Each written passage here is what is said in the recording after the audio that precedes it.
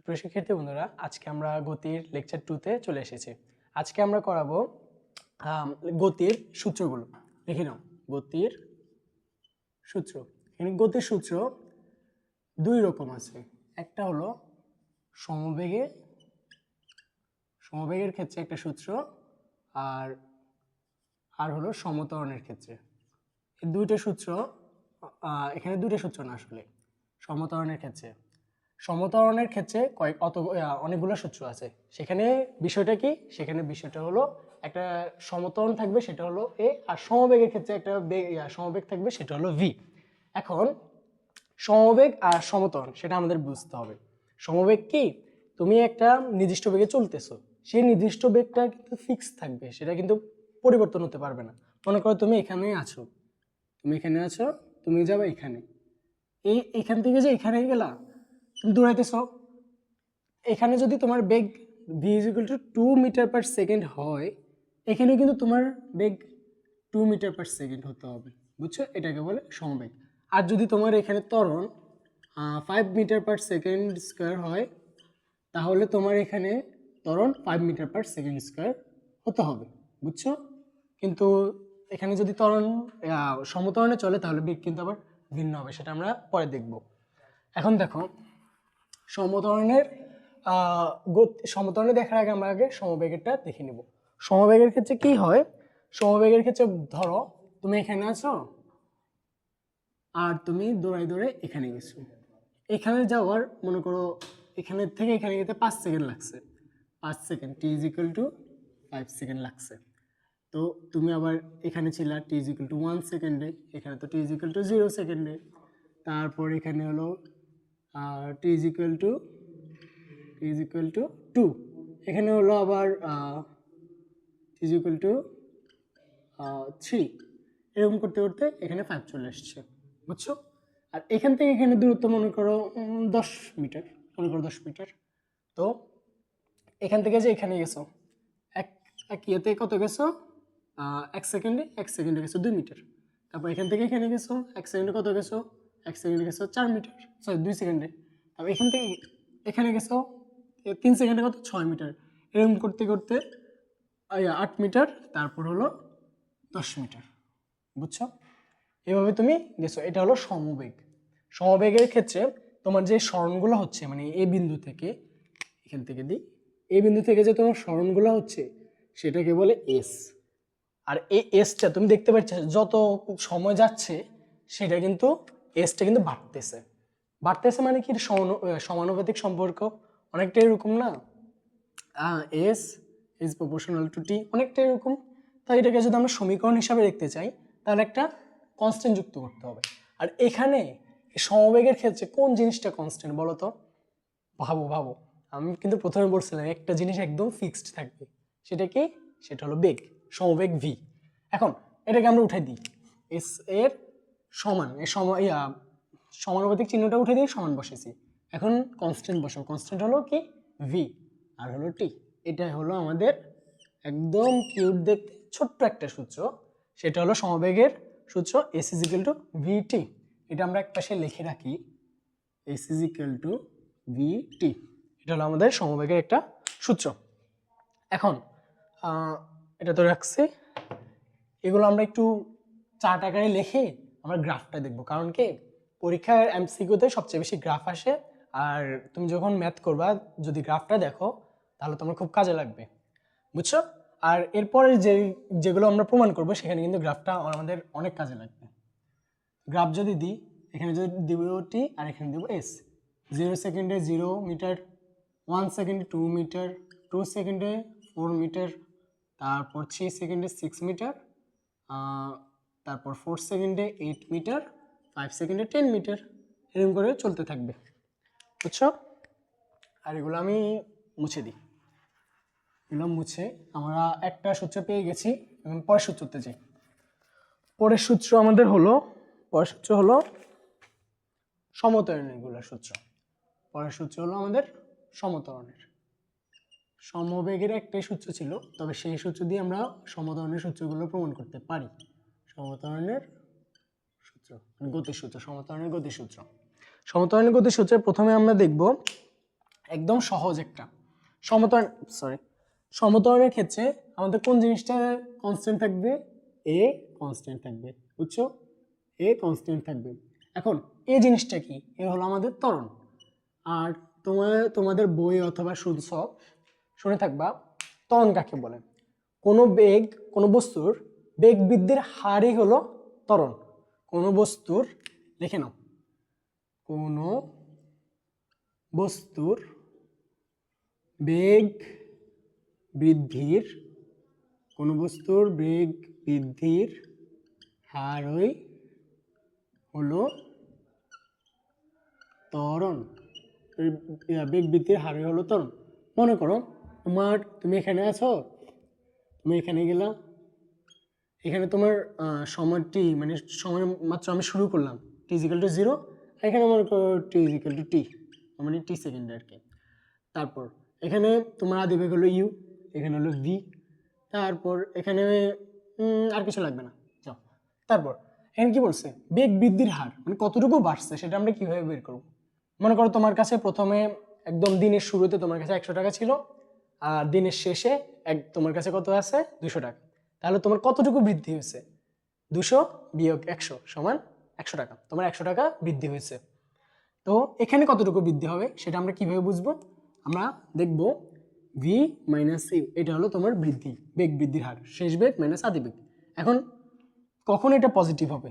এটা তখনই পজিটিভ হবে যখন v বড় হবে। ওই 100 টাকা, 200 টাকার যখন তুমি পাইছো 100 টাকার বেশি, তখন তোমার লাভ হচ্ছে 100 টাকা। কিন্তু তুমি যদি মনে করো দিনের শুরুতে 100 টাকা পাইছো, মানে 100 টাকা ছিল তোমার কাছে, দিনের শেষ হয়ে গেছে 50 টাকা, তাহলে সেটা মাইনাস হবে না, ঋণাত্মক 50 টাকা লাভ হচ্ছে তোমার।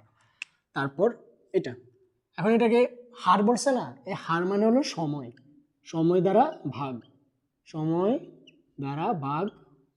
ভাগ অথবা বলতে পারি আমরা সময়ের সাপেক্ষে। নিচেটা সবচেয়ে বেশি অ্যাপ্রোপ্রিয়েট আর কি, সময়ের সাপেক্ষে। তো আমরা যে সময়ের সাপেক্ষে হিসাব করব, সময়ের সাপেক্ষে মানে হলো সময় দ্বারা ভাগ। আর এটা কি হবে? এটা হলো আমাদের এ। এটা বুঝছো? এটা একদম সহজ। a = v - u/t। এখন এটাকে তুমি এই পাশে এনে দাও, এটাকে তুমি যদি এই পাশে আনো তাহলে at = v - u। এখন ইউটাকে এই পাশে পাঠাই দাও, তাহলে কি আসে? v = u + at। এটাই হলো আমাদের সমতরণের প্রথম সূত্র আর গতির দ্বিতীয় সূত্র, বুঝছো? আশা করি বুঝতে পারছি। এটা একদম সহজের উপরেরটা আমরা এখানে লিখে দিই, v শেষ বেগ, v = u + at। এখন একটা জিনিস দেখো, মনে করো তুমি আদিবেগ মানে এখানে যে আদিবেগটা মনে করো 0। আদিবেগটা যদি 0 হয় তাহলে তোমার কি হবে? এখানেও 0 হবে, এখানে 0 হবে, মানে কিছু হবে না। তাহলে v = at।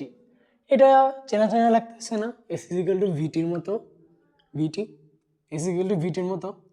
s সমানুপাতিক যদি t হয়, আবার v ও সমানুপাতিক কিন্তু t, কারণ কি?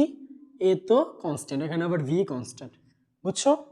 মানে সময়ের উপর এখানে বেগ নির্ভর করে কখন? যখন এটা সমতরণ থাকবে। আর সময় আবার সরণের সাথে আবার সময়ের সমানুপাতিক সম্পর্ক আছে কখন? যখন বেগ ধ্রুব থাকবে, বুঝছো? এখন এখানে মনে করো এস না, এখানে আমরা এস এর জায়গায় বসে দিই ভি বসালে কি আসে? ভি বসালে দেখো এখানে কিরকম লাফালাফি বাড়তেছে। 0 সেকেন্ডে 0 বেগ, আর 1 সেকেন্ডে 2 মিটার/সেকেন্ড, 2 সেকেন্ডে 4 মিটার/সেকেন্ড, 3 সেকেন্ডে 6 মিটার/সেকেন্ড, 4 সেকেন্ডে 8 মিটার/সেকেন্ড, 5 সেকেন্ডে 10 মিটার/সেকেন্ড। এভাবে কিন্তু আমরা বাড়াতে পারি, বুঝছো? মানে লাফালাফি বাড়বে যখন আদিবেগ 0 থাকবে। এরকম লাফালাফি বাড়তেছে না?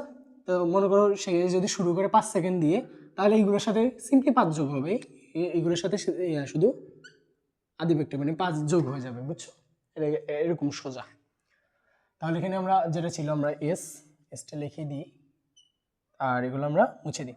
তারপরটা আমরা দেখব, এটা নিচে লিখছো, এটা লিখে রাখবা, ওটা মুখস্থ রাখতে পারো, এটা পরীক্ষা হলে অনেক সময় 1 মার্কের জন্য চলে আসে। তারপর আমরা দেখব গড়বেগেরটা। গত ক্লাসে আমরা দেখছিলাম যে গড়বেগ কি? গড়বেগ হলো শেষ বিন্দু, আদিবেগ আর শেষ বেগের যে মাঝখানে সময়টা, ওটাকে আমরা কি দিয়ে ভাগ করছিলাম, 2 দিয়ে ভাগ করছিলাম না, সেখানেও তো 2 দিয়ে ভাগ করি না, সেটা আমরা আজকে দেখব। মনে করো তুমি এখানে দাঁড়িয়ে আছো, আমি তোমাকে আবার আঁকি, তুমি এখানে আসো আর তুমি এখানে গেলা, তোমার বেগ হলো ভি ইউ সরি, আর শেষ বেগ ভি, এখান থেকে এখানে যে গেলা তুমি টি সময় গেলা, টি সময় গেলা, কত দূরত্ব অতিক্রম করলা, এস দূরত্ব অতিক্রম করলা। বুঝছো, আমাদের তার কিছু লাগবে না। এখন দেখো একটা জিনিস, এখানে যে আমরা সমত্বরণের সূত্র লিখলাম, সমত্বরণের ক্ষেত্রে বেগ কিন্তু কিভাবে বাড়ে, বেগ কিন্তু এইভাবে বাড়ে। আচ্ছা আচ্ছা আচ্ছা, এটা তোমরা অন্যভাবে বুঝিয়ে দিই, অন্যভাবে আরো সহজে বোঝানো যাবে। আমরা এখানে হিসাব করতেছি গড় বেগ, আমরা এখানে হিসাব করছি গড় বেগ টি, এটা হলো এস। তো গড় বেগেরটা দেখো, গড় বেগ, গড়ের সময় কি পড়ছিলাম, রাশিগুলোর যোগফল বাই রাশির সংখ্যা। এখানে রাশি কোনটা, আমরা বেগের হিসাব করতেছি না, রাশি হলো দুইটা, U plus V divide by 2, রাশির সংখ্যা কত 2, সেজন্য আমরা 2 দিয়ে ভাগ করছি। এটা কিন্তু আমরা অন্যভাবেও বুঝতে পারি, কিভাবে দেখো তো, এখানে আমরা একটা গ্রাফ আঁকতেছি, এই দেখো, এটা হলো এইদিকে হলো টি মানে সময় দিকে যাইতেছে, আর ভি এখানে হলো ভি মানে বেগ। তো এখানে যদি আমরা বাড়াই, মনে করো ইউ থেকে ভি গেছে, মনে করো ইউ 0, মনে করো আমার বোঝানোর সুবিধার্থে ইউ 0 ধরলাম, মানে এখানে একদম শূন্যতে, এখানে একদম স্টার্টিং পয়েন্টে, তারপরে তোমার আচ্ছা আচ্ছা আচ্ছা, এখান দিয়ে আমরা একটু সুন্দর করে দিই, এখানে মনে করো আমরা ভি দিয়ে দিই, ওই আগের উদাহরণের মতো। এখানে 0 সময় 0, শূন্যতে 0, একে, এই একের বেলায় 2 হবে, 2 সরি, এটা হবে 2, আর এখানটা হবে 1, তারপর 2 এর বেলায় সরি হ্যাঁ উল্টা লিখতেছি আমি, এখানে 2 হবে, এখানে 1, তারপর 2 এর বেলায় 4, কত, টি 2 এর সময় ভি হবে 4, তারপর টি 3 এর সময় ভি হবে কত, টি 3 এর সময় ভি হবে 6, তারপর এভাবে 8, এভাবে 10, আবার এভাবে 3 4, এভাবে 5, তো এভাবে এখানে একটা, এখানে একটা, তারপরে এভাবে সরি এখানে আরেকটু উপরে, তারপর আরেকটু উপরে, হ্যাঁ এভাবে তুমি যদি এগুলো যোগ করে দাও, আমার হয়তো একটু বাঁকা হয়েছে, তাহলে কিন্তু একটা সরলরেখা পাবো। বুঝছো, সরলরেখা, কোন সরলরেখা, মূল বিন্দুগামী সরলরেখা। কেন মূল বিন্দুগামী হয়েছে, কারণ এটার আদিবেগ 0 ছিল। আদিবেগ যদি 0 না থাকতো, যদি মনে করো আদিবেগ 2 থেকে শুরু হতো, তাহলে আমরা বেগ পেতাম এটাই, মানে রেখা পেতাম এটা। আদিবেগ যদি 4 হতো তাহলে আমরা এটা পেতাম, আদিবেগ যদি 6 হতো তাহলে আমরা এটা পেতাম। সবগুলো কিন্তু সরলরেখা হবে, বুঝছো, সবগুলা সরলরেখা। কিন্তু আমাদের তো এগুলো লাগবে না, আমরা তো শুধু একটা দেখব, আমরা এটা দেখব। এখন এটাকে দেখো, আমরা হ্যাঁ এটা ধরলাম, এগুলা মুছে দিই। এটা একটা কি পাইছো, এটা একটা সমবাহু ত্রিভুজ পাইছো। আমরা যে এখানে 2 দিয়ে ভাগ করলাম, এটা দ্বারা কি বোঝায় জানো, এটা দ্বারা বোঝায় তুমি যে এটা, আচ্ছা এখানে তো ইউ 0 না, আমরা এখানে ভি বাই 2 দিয়ে লিখে দিই, এর মানে যদি 0 বসে তাহলে ভি বাই 2 পাবো। ভি বাই 2 মানে কি, এখানে ভি না, আর 10-এর অর্ধেক কত 5, এখানে এখানে আমরা কেটে দিলাম, এভাবে যদি কেটে দিই, এইভাবে কেটে দিলাম, কেটে কেটে এই অংশটা পেলাম না, এই অংশটা তুমি উল্টে যদি এখানে বসাও, এখানে যে ফাঁকা অংশটা দেখতেছো, ফাঁকা অংশটা দেখতেছো, আচ্ছা আমি এখানে বুঝি, এইভাবে দিলা না, এটা যদি উল্টাই এখানে বসাই দাও, তুমি এই ফাঁকা জায়গাটা দেখবে পুরোটা ভরে গেছে। তার মানে কি, তার মানে তুমি এই ক্ষেত্রফলটা পাইতেছো না, আচ্ছা আমি অন্য কালি দিয়ে দেখাই, তুমি এই ক্ষেত্রফলটা পাইতেছো না, এই ক্ষেত্রফলটা বুঝো নি, আমি আবার বলি, দেখো আমাদের প্রথমে ছিল এটা, আমাদের প্রথমে ছিল এই পুরোটা, কিন্তু আমরা এটাকে অর্ধেক করে ফেলছি। কেউ অর্ধেক করছি, ভি বাই 2 গড় বেগের সূত্র দিয়ে আমরা এটাকে অর্ধেক করে ফেলছি, বেগের ক্ষেত্রে মানে বেগের দিক থেকে অর্ধেক করে ফেলছি। এখানে যে উপরের অংশটা পাইছি, সেটা আমরা ধরে ধরে এখানে বসে দিচ্ছি। এখানে বসালে আমরা কি পাবো, একটা আয়তক্ষেত্র পেয়ে যাবো। এখন আমরা যে এখানে সূত্র যে বসাই কোনগুলা, যেমন এস ইজ ইকুয়াল টু ভিটি, তখন আমরা মনে করি যে এখানে আয়তক্ষেত্র, এখানে কোনো এরকম অসম কার্ভ নেই, সেই জন্য আমরা সরাসরি এস ইজ ইকুয়াল টু ভিটি বসাই দিই। তো এখানে কিন্তু আমরা বসাতে পারছি না, তো আমরা কি করছি, এখানে ভাগ করে দিছি, ভাগ করে এখানে বসাই দিছি। এটা আসলে তুমি যদি গ্রাফ দিয়ে বুঝতে চাও তাহলে এরকম, আর তুমি যদি ম্যাথমেটিক্যালি বুঝতে চাও তাহলে এইদিকে দেখো, গড় বেগ is equal to U plus V by two, এটা বুঝছো? এখন গড় বেগ ভি, গড় বেগ এটাকে কি প্রেজেন্ট করতেছে? গড় বেগ প্রেজেন্ট করতেছে ভি বার না? হ্যাঁ, তো ভি বার আমরা যদি এখন এস ইজ ইকুয়াল টু ভিটি লিখি, এস ইজ ইকুয়াল টু ভিটি, আসলে ভিটি না ভি বার টি, তারপর আবার লেখো ভি বারের জায়গাটা বসে দাও U plus V divide by two into T, সেটা হবে এস। এটা হলো আমাদের গড় বেগের দ্বারা অতিক্রান্ত মানে দূরত্বের সূত্র বা সরণের সূত্র। কোন ক্ষেত্রে? গড় বেগের ক্ষেত্রে। আর তোমাদের যে এই গ্রাফেরটা বুঝালাম, এটা কিন্তু তোমরা যদি না বুঝো তাহলে কিন্তু আরেকবার দেখে নেবে, কারণ এটা কিন্তু আমাদের অনেক বেশি কাজে লাগবে ভবিষ্যতে। তারপরে আমরা পরেরটাতে যাই। এই পরেরগুলা একদম সহজ সহজ, এগুলো আমাদের কয়েক সেকেন্ড মানে কয়েক মিনিটের মধ্যে শেষ হয়ে যাবে। তারপর আমরা দেখব আরেকটা সূত্র, হ্যাঁ এটাও আমাদের গড় বেগের সূত্র, বুঝছো? গড় বেগের ক্ষেত্রে আমরা যে লিখছিলাম একটু আগে দিয়ে S is equal to V bar T, এটা আমাদের 2 নম্বর সূত্র। ও এখানে লিখে দিই, আমি লিখি নাই, এটা মুছে দিই, এটার কোনো কাজে লাগবে না তেমন। আমরা যদি এখানে লিখে দিই 3 number, S is equal to V plus U divide by two into না দিয়ে এখানে into T, S equal to VT না, অ্যান্ড ভি এর জায়গায় কোনটা বসেছিলাম? V plus U divide by two into T, V plus U divide by two into T. এখন তোমরা বলতে পারো ভাইয়া আমি কিভাবে বুঝবো এরপর থেকে কোথায় যাব? এরপর থেকে কোথায় যেতে হলে তোমাকে দেখতে হবে আগে আসলে তুমি কি প্রমাণ করতে চাও। আমরা আসলে প্রমাণ করতে চাইতেছি S is equal to U T plus half of A T square, আমরা আসলে এটা প্রমাণ করতে চাইতেছি। এখন যদি এটা প্রমাণ করি, এখানে কি আছে যেটা এখানে নেই? এখানে আসলে এ আছে যেটা এখানে নেই, আমাদেরকে প্রথমত এ আনতে হবে। আর এখানে একটা জিনিস নেই, সেটা হলো ভি। এখন আমরা ভিটাকে বদলে এ আনতে হবে, সেটা আমরা কোত্থেকে আনতে পারি? এদিকে তাকাতো, আমরা ভি বদলে যদি এ লিখি মানে এই পুরোটা লিখি, এখানে কিন্তু ইউ আছে, এখানে কিন্তু টিও আছে, আমাদের কিন্তু কোনো সমস্যা হবে না। তো লাগাই দাও, তুমি যদি বুঝতে পারছো তাহলে বসে দাও U plus A T plus U divide by two into T. তবে এখানে বসে ইউ প্লাস ইউ কত হবে? Two U plus A T divide by কত? Two into T. টি দিয়ে যদি গুণ করো, ভেঙে ভেঙে করতেছি যাতে সবাই বুঝতে পারে, টু ইউ টি প্লাস, আমি কোথাও ভুল করতেছি না, two U T plus A T square divide by two, এখন টু টু কাটিয়ে দাও আর এখানে হাফ চলে আসবে, বুঝছো? এখানে আসলে কাটা যায় না, এখান থেকে আমরা কমন নিছি, এখানে হাফ চলে আসছে। আচ্ছা আলাদা আলাদা করি, এখানে যে two U T divide by two, একদম ভেঙে ভেঙে বোঝাতেছি আমি, এ টি এরকম কোনো সময় ভাঙবে না, নাহলে সবাই তোমাকে বলদ ভাববে আর কি। ইউটি প্লাস এখানে সামনে চলে আসবে হাফ এ টি স্কোয়ার, তাহলে প্রথমে কি আসছে? S is equal to U T plus half A T square, বুঝছো? এটা হলো আমাদের কাঙ্ক্ষিত সূত্রটা।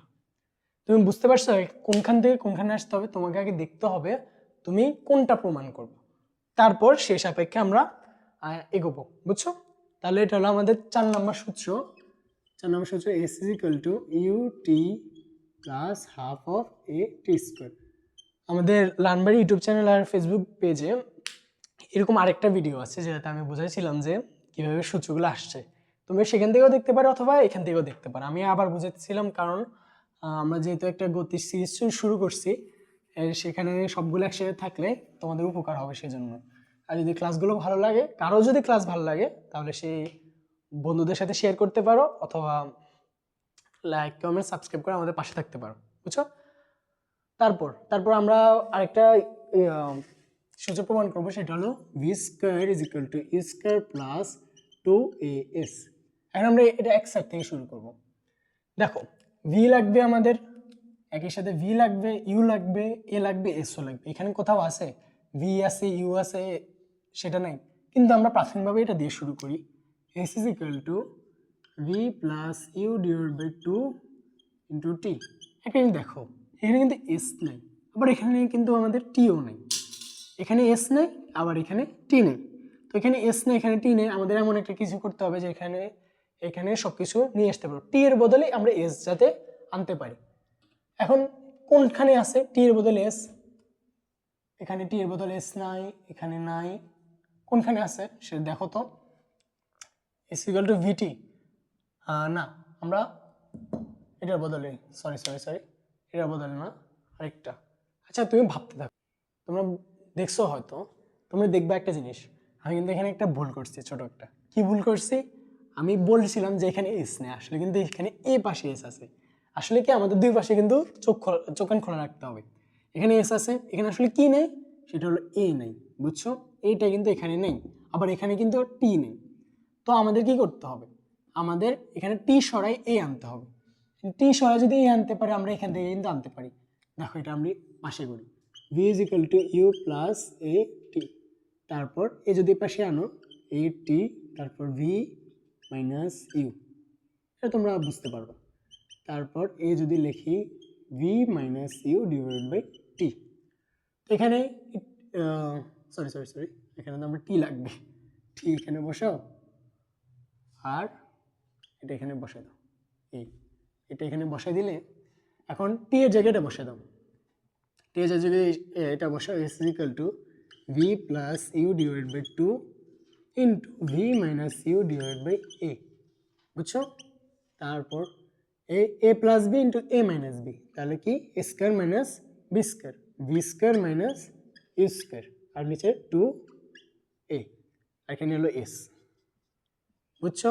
এখন কোনাকুনি গুণ করে দাও, two A S is equal to V square minus U square, আমাদের কোনটা লাগবে? ভি স্কোয়ারের পাশে, ভি স্কোয়ারের পাশে পাঠিয়ে দাও, ভি স্কোয়ারের আর এটাকে এই পাশে পাঠিয়ে দাও, এটাই পাশে থাকবে আর এটাকে এই পাশে পাঠিয়ে দাও, তাহলে U square plus two A S, এটা হলো আমাদের কাঙ্ক্ষিত সূত্রটা, বুঝছো? এখানে লিখে দিই, লিখবো আমরা V square is equal to U square plus two A S, বুঝছো? আমাদের পাঁচটা সূত্রের প্রতিপাদন শেষ। এটা হলো তোমাদের ক্লাস 9-10-এর ক্ষেত্রে। যদি তোমরা এসএসসির হও, তোমাদের জন্য পরে আরেকটা ভিডিও আপলোড করব, সেখানে আমরা ক্যালকুলাসের সাহায্যে কিভাবে সূত্রগুলো প্রমাণ করতে হয় সেটা আমরা দেখব। কিন্তু যারা তো ক্লাস 9-10-এ পড়ে তারা তো ক্যালকুলাস অত বেশি পারে না, মানে ক্যালকুলাস তাদের সিলেবাসে নাই, সেজন্য আমরা এখানে সাধারণভাবে সূত্রগুলো প্রমাণ করলাম। এটা আজকের ক্লাস এই পর্যন্তই।